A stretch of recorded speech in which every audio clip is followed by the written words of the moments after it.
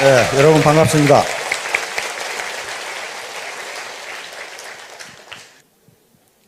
오늘 제가 제목으로 잡은 것은 1만 시간의 법칙이라고 하는 건데요. 요건 지금 미국의 이 신경과학자인 데니엘 레비틴이라고 하는 교수가 있습니다. 한번 비춰보세요.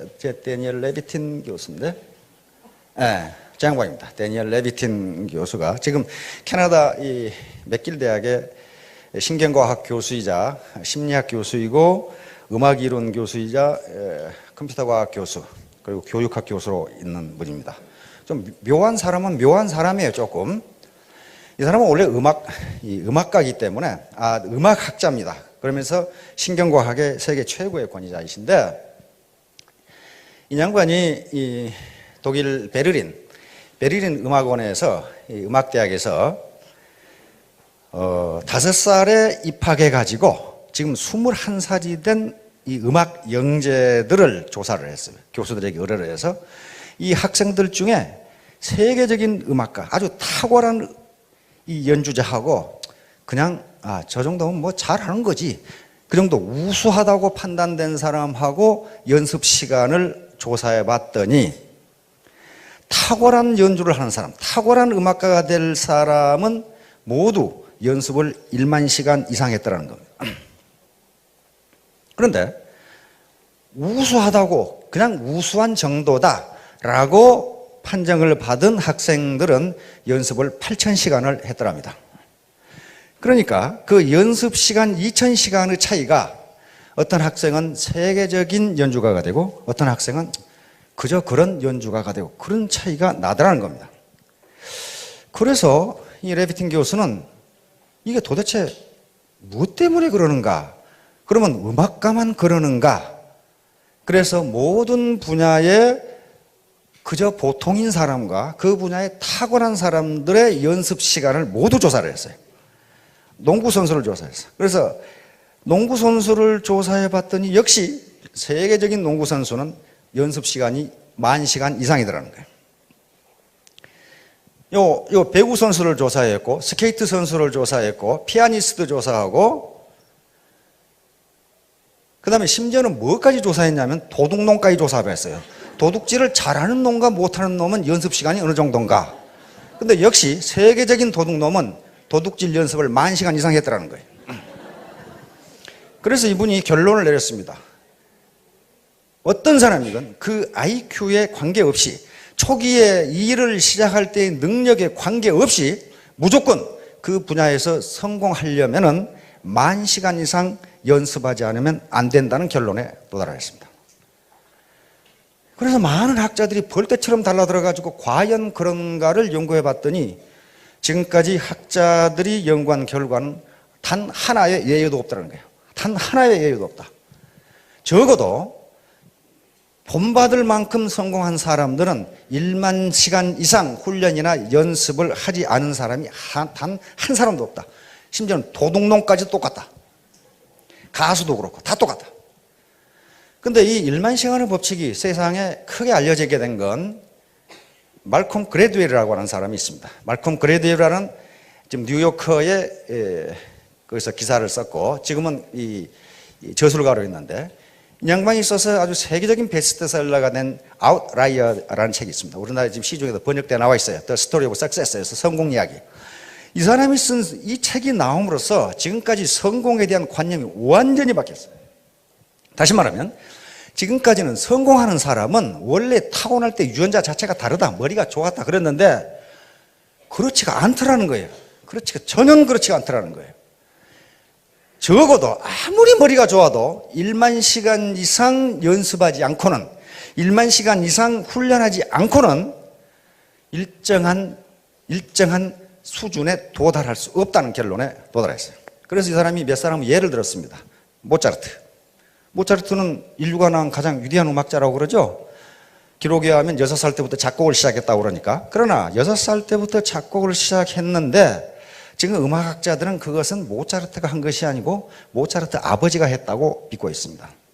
그리고 모차르트가 실제로 작곡을 시작한 것은 11살 때 시작했어요. 피아노 협주곡을 작곡을 시작했는데 그때 작곡한 것은 별것도 아니에요. 그런데 10년 후인 21살 때 작곡한 피아노 작곡한 피아노 협주곡부터 드디어 명곡이 되기 시작합니다. 다시 말하면 10년간 죽어라고 했다는 거예요. 10년간. 10년간. 하루에 3시간 10년간 하면 10,000시간이 돼요. 두 번째로 예를 든 게 빌 조이라고 하는 사람이 있습니다. 빌 조이 하면 사진 한번 비춰요. 빌 조이. 빌 조이인데요. 빌 조이는 잘 모르실지 모르겠는데 선 마이크로 시스템이라는 회사가 있어요. 우리나라에 들어와 있죠? 선 마이크로 시스템. 그게 워크스테이션을 세계적으로 독점하고 있는 이 회사이고 이 인터넷에서 자바 프로그램을 개발한 사람입니다. 지금도 쓰고 있죠. 30년 전에 개발했는데 이 양반은 수학 천재입니다. 대학 우리 같으면 SAT니까 우리 같은 대학 예비고사 수능 시험이죠. 수능 시험 수학에 만점을 맞았으니까. 그러면 이 사람이 만점을 맞았으니까 그런 이 컴퓨터 천재가 되느냐? 천만의 말씀입니다. 자기 증언에 의하면 71년 대학에 들어가서 무려 5년간을 하루에 3시간밖에 안 했어요. 뭐 했느냐? 자판 위에서 엎드려 자면서 컴퓨터 프로그램을 했습니다. 그게 1만 시간이 넘어요. 자기 입으로 내가 그 프로그램을 연습한 게 1만 시간이 넘는다 이렇게 이야기를 했어요. 그래 지금 세계적인 선 마이크로 시스템이라는 회사를 만든 사람이에요.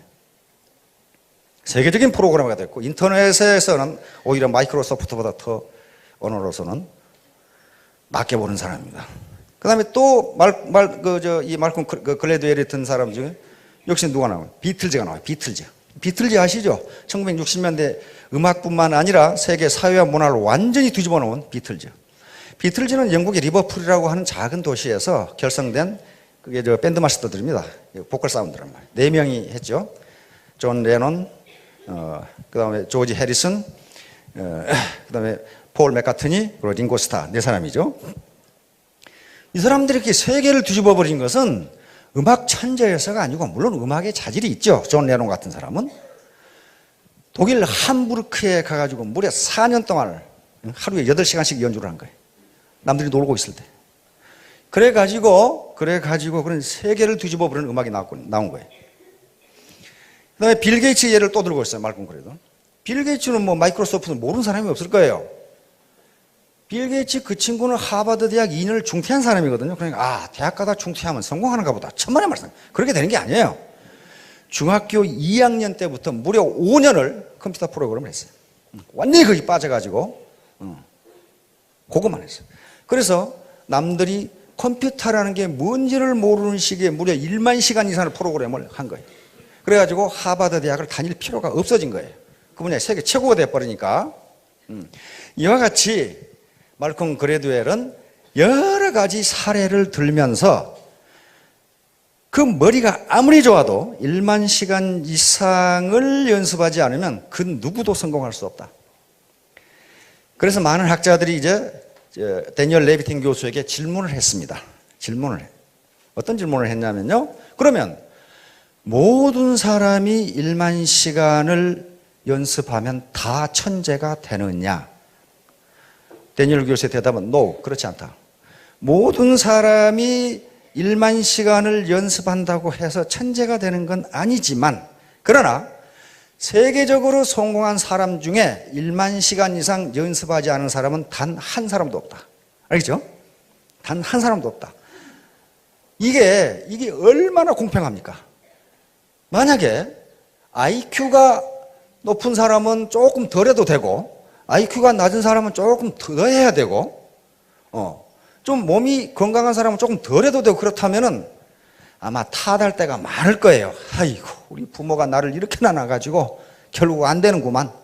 그런데 지금까지 뇌신경과학자들의 연구에 의하면 머리 IQ에 관계없이 어느 누구도 세계적인 명성을 얻을, 다시 말하면 그 해당 분야의 전문가, 존경받을 만한 전문가가 되는 데에는 1만 시간 이상 투입하지 않으면 안 된다. 이렇게 되죠. 안 된다. 자, 지금까지 제가 지금 하는 얘기는 지난주부터 여기에 모이신 분들이 3가지 의문을 가지고 계실 거라고 그런 얘기를 했습니다. 첫째, 요 네트워크 사업을 할 것인가 말 것인가. 두 번째, 만약에 한다고 결심하면 어떻게 할 것인가. 세 번째는 나 같은 사람도 성공할 수 있을 것인가. 요 3가지 문제예요. 그래서 할 것인가 말 것인가에 대해서 지난주에 말씀을 드렸습니다. 즉 할 것인가 말 것인가. 요 모든 성공의 가장 중요한 3대 요소는 차가운 머리, 자신만 냉철한 이성이라고 그랬습니다. 올바른 판단력, 그리고 따뜻한 가슴, 그리고 부지런한 손발. 요 세 개가 있지 않으면 절대로 되질 않아요. 우선 할 것인가 말 것인가를 결정해야 되는데 차가운 머리, 냉철한 이성으로 분석해 봐야 됩니다. 첫째가 이 회사가 합법적인가? 합법적인가? 물론 회사라는 이름의 간판을 걸었으면 합법적입니다. 그러나 겉으로는 합법적이지만 속으로 불법을 행하는 회사들이 비일비재합니다. 그런 걸 보셔야 된다. 냉철한 머리로 판단해 보셔야 된다. 두 번째는 경영자의 도덕성과 경영 능력이에요. 도덕성이 무지무지하게 중요합니다. 도덕성이 또 아무리 좋아도 경영 능력이 형편없으면 그건 비전이 없어요. 그래서 그걸 판단해 보셔야 됩니다. 세 번째는 제품의 질과 가격입니다. 제품의 질이 좋고 가격이 적정한 것이냐를 따져봐야 돼요. 제품의 질이 좋고 가격이 비싼 것은 시중에 얼마든지 있어요. 소위 명품이라는 것들이 다 그런 것들이에요. 그러나 제품의 질도 좋지만은 서민이 쓸 수 있는 가격인가 하는 걸 따져보셔야 돼요. 네 번째는 보상 플랜. 내가 열심히 뛰었는데 빨대 꽂아 다 빨아먹고 나한테 오는 것이 없다. 위에서 다 빨아먹고 없다. 그렇다면 그거 뭐 할라 해요, 그건? 그런 회사들 무지무지 많습니다. 무지무지 많아요. 돈이 되긴 되는데 누구 돈이 되느냐? 경영진과 상류층의 돈만 돼요. 자기는 안 되는 경우. 마지막으로 비전이 있느냐 하는 걸 봐야 됩니다. 비전.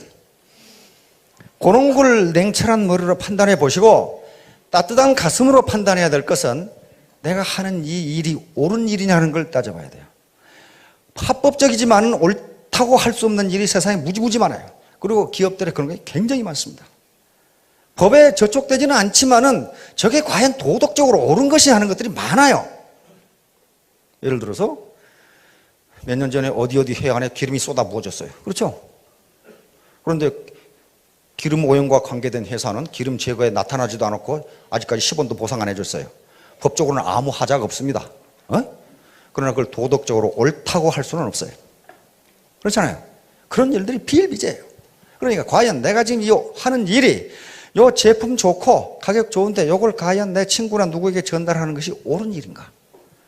그 다음에 따뜻한 마음으로 판단해야 될 게 두 번째는 보람 있는 일인가? 보람이 없으면 아무 일도 못합니다. 보람에 대해서는 시간이 있으면 또 다시 한번 언젠가 이야기할 텐데요. 보람 있는 일인가? 기적의 사명선언문이라는 책이 몇 년 전에 우리 사회에서 베스트셀러가 된 적이 있습니다. 한 사학가가 쓴 건데요. 로라 베스라고 하는 사학가가 쓴데 거기에 우리나라 송영근이라는 분이 번역을 했는데 그 서문에 이런 얘기가 있습니다. 중세 어떤 신부가 길을 지나가는데 세 명의 석공이 돌을 쪼고 있어요. 그래서 이 신부님이 한 석공에 물었습니다. 당신은 지금 뭘 하고 있습니까? 그러니까 이 석공이 대답하는 게 보면 모르셔. 돌 쪼고 있지 않소? 두 번째 석공에게 또 물었습니다. 뭘 하고 계십니까? 목구멍이 포도청이라 돌 쪼고 있지 않소? 세 번째 석공에게 또 물었습니다. 뭘 하고 계십니까? 아름다운 성전을 지을 주춧돌을 제가 만들고 있습니다. 이렇게 대답했단 말이에요. 그러면 돌을 쪼고 있다는 행위는 똑같은데 첫 번째, 보면 모르셔. 돌 쪼고 있지 않소? 그러면 이놈은 지가 지금 뭘 하고 있는지를 모르는 거예요. 뭐 때문에 돌을 쪼고 있는지 전혀 모르는 거죠. 두 번째 석공은 목구멍이 포도청이니까 하는 수 없이 한단 말이에요. 세 번째 석공은 돌을 쪼는 하찮은 일이지만은 자기가 쪼는 이 돌이 거대한 성전에, 아름다운 성전에 주춧돌이 된다는 것을 생각하고 있으니 누가 돌을 아름답게 그리고 빨리 잘 쪼개나 그 말이에요. 다시 말하면 이 일이 보람 있다고 생각해야 뭔가 잘 되는 거지. 돈 벌기 위해 산다든가 하는 수 없이 한다든가 내가 지금 뭘 하고 있는지 모르고 한다든가 북한에 물 뿌리는 놈처럼 그래가지고는 잘 되지 않는다 그런 말이에요. 그래서 과연 이 보람 있는 일인가를 생각해 보셔야 합니다. 오늘 말씀드리려고 하는 것은 바로 두 번째 어떻게 할 것인가 하는 거예요. 어떻게 할 것인가. 바로 1만 시간의 법칙이라는 게 반드시 필요하다. 반드시 필요하다. 왜 1만 시간이라는 게 필요하냐? 왜 1만 시간이라는 게 필요하냐? 뭔가를 극복하는데 그 정도 시간이 필요하다. 뭔가를 극복하는데.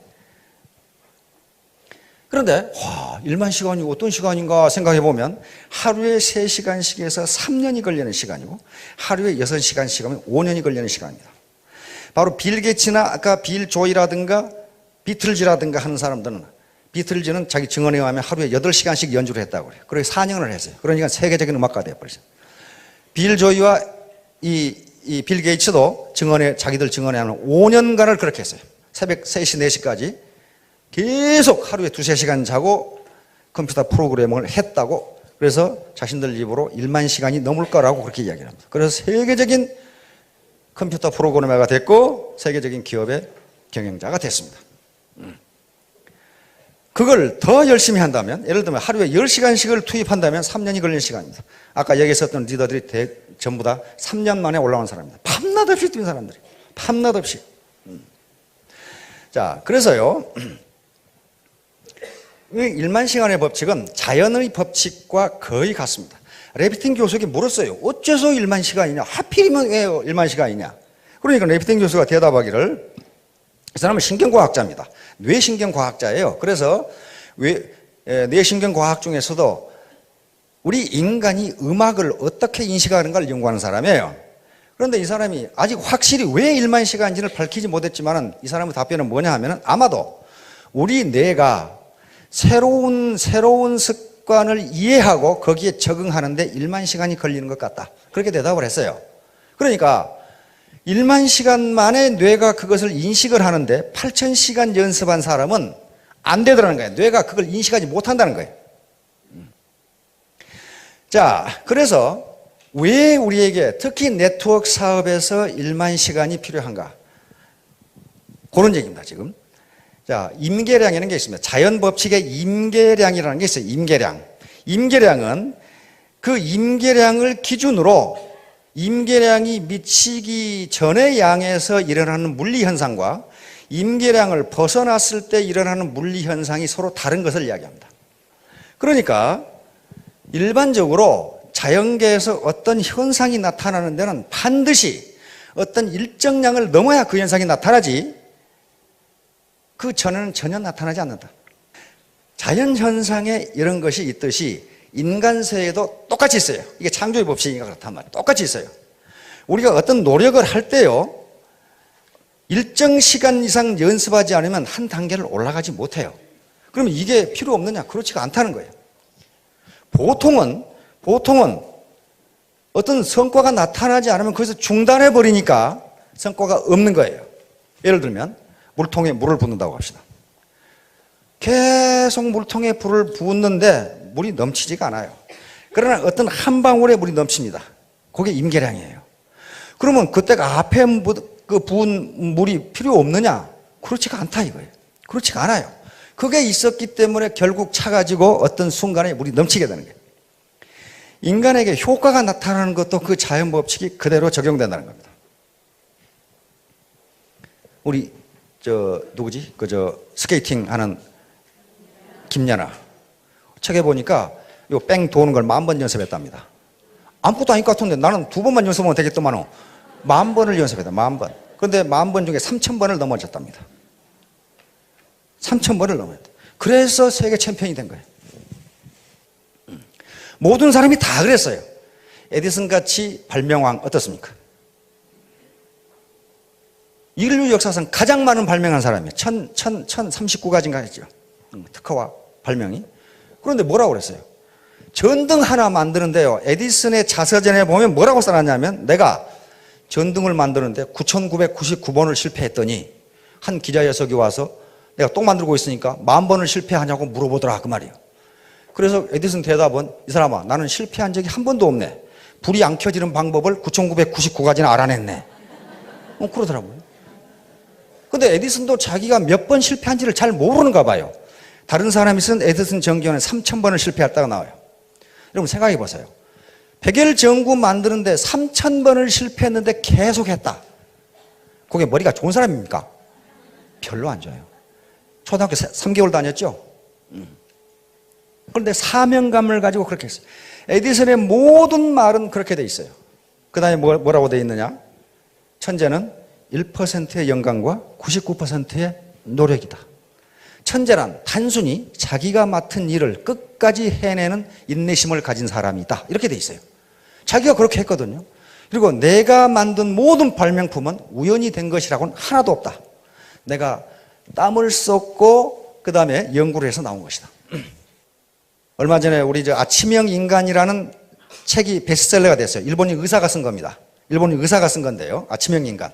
그 책에서도 그 의사는 뭐라고 하느냐면요. 전부 지금 젊은이들인가 모든 사람들이 올빼미형 인간이 돼 있대요. 아침에 늦게 일어나고 밤새도록 돌아다니는. 그런데 이 습관을 밤 11시에 자고 아침 5시에 일어나는 습관이 아침형 인간인데 요게 정착되는데 적어도 100일은 꾸준히 하지 않으면 그게 안 된다는 겁니다. 그 의사 얘기예요, 의사가. 의사 얘기예요. 100일은 해야 그게 된대요. 심지어는요, 대관령에서 명태 가지고 황태 만드는데도 100일은 해야 된답니다. 그 자료를 조사해 보니까 그게 20번을 얼었다 녹아야 된다는데요. 20번을 얼었다 녹았다 하고 바람이 불어야 되고 그런데 그게 약 100일 걸린답니다. 그렇지 않고서는 맛있는 황태가 안 된대요. 100이라는 의미가 그런 의미를 가지고 있습니다. 그 다음에 더욱더 과학적인 것은요. 우리 몸의 세포가 60조 개라고 그러는데 그건 누가 세봤는지는 잘 모르겠어요. 하여간 무지하게 많아요. 근데 하루에 수백억 개가 죽고 수백억 개가 새로 생겨난답니다. 그러면 예를 들어 500억 개가 죽는다. 그러면 우리 몸이 새로운 세포로 완전히 바꿔지는데 얼마 걸려요? 100일이 걸립니다. 100일이 걸려요. 그래서 아들 군대 갈 때 아이고 이 자식 잘 갔다 오라 이렇게 아는 분은 100일 후에 휴가 나오면 그 몸뚱이는 다른 몸뚱이에요. 전혀 처음에 안 왔던 몸뚱이는 전혀 아니에요. 자, 이와 같이 우리가 100일간 뭔가를 꾸준하게 지속하면은 우리 뇌세포 그리고 우리 세포가 이게 정상적인 상태라고 인식을 한다는 거예요. 그래서 습관이 바뀌어지는 거예요. 그래서 100일간의 몰입, 100일간의 정진이 가장 중요합니다. 그런데 네트워크 사업에서는 100일이 더욱 중요해요.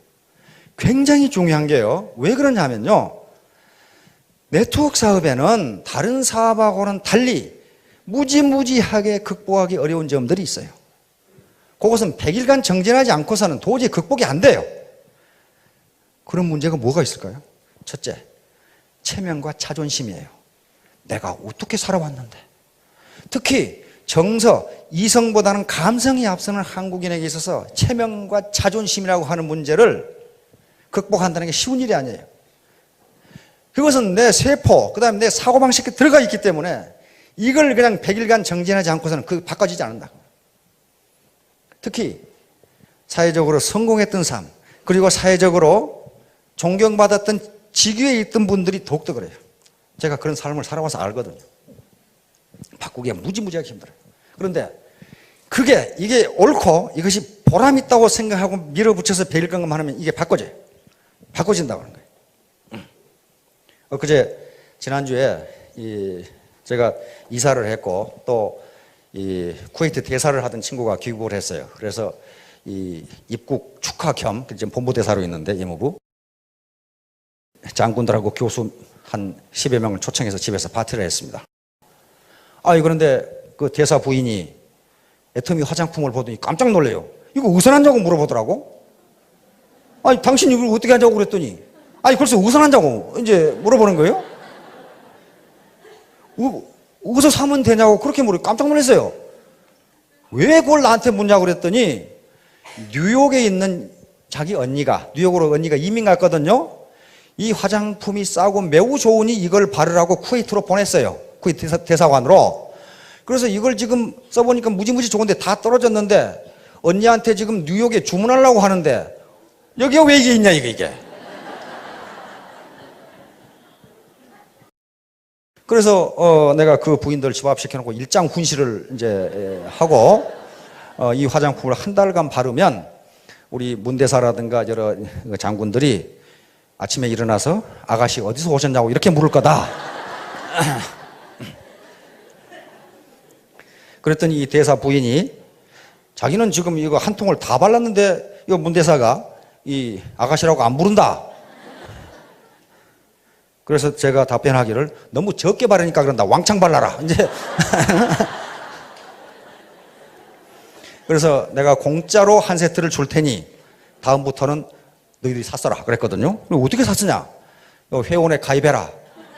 그랬더니 가입하겠다. 그래서 이제 거기에 여러 명의 이 아줌마 패들을 회원에 가입시키고 그렇게 했어요.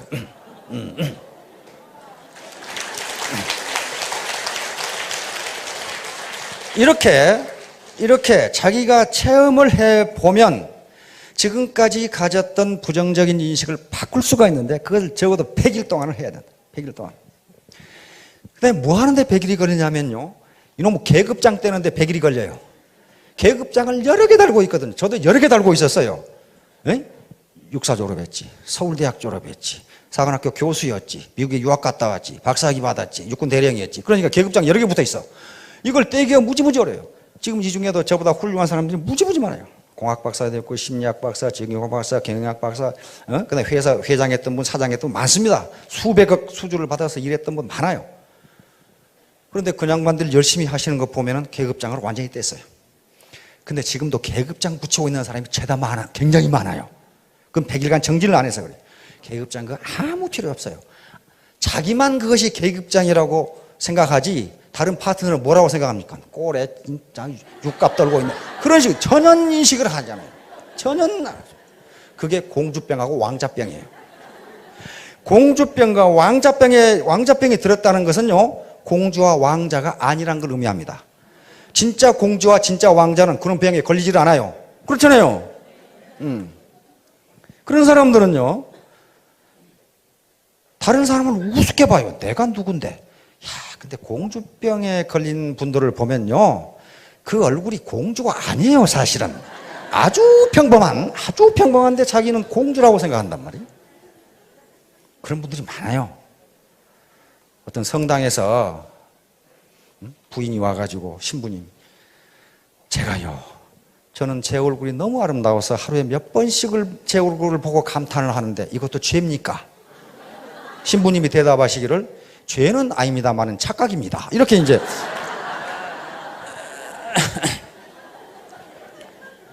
그걸 벗어나야 돼요. 그러면 다른 사람이 공주로 인정해 줍니다. 스스로 자기가 공주라고 생각하면 팔불출이라고 생각해요. 그 계급장을 못 떼는 거예요. 그게 100일간 겸손하게 낮아지면 떨어져요. 따라서 100일간 정진을 해야 됩니다. 여러분 비행기 이륙할 때 보셨죠? 어떻게 합니까? 바로 뜹니까? 바로 뜨지 못합니다. 활주로를 상당한 거리의 활주로를 달려야 뜨는데 그 술술 굴러갑니까? 비행기가 뜰 때 가장 파워가 셉니다. 뜰 수 있는 양력을 받아야 되죠. 엄청나게 빠른 속도로 그냥 엔진 인으로 다가다녀요. 제일 시끄러워요. 그러니까 그렇게 하지 않고서는요 비행기가 이륙할 수가 없어요. 그런데요, 이륙하기 직전까지 비행기는 하늘에 있는 게 아니고 어디 있어요? 땅에 있어요. 아무런 성과도 없어요. 예를 들어 활주로가 4km다. 근데 3.9km 날아갔다. 달려갔다. 아, 이거 안 뜨네. 멈췄다. 그건 땅에 있는 거예요. 바로 임계 거리를 날아가지 않으면 뜰 수 있는 양력을 받을 수가 없어요. 양력을 받을 수가 없어요. 그래서 반드시 그 길 가야 되는데 학자들이 얘기하기는 대부분의 사람들이 4km를 전력으로 질주하면 뜰 수가 있는데 통상은 3km에서 끝난다는 거예요. 아이고 안 되네.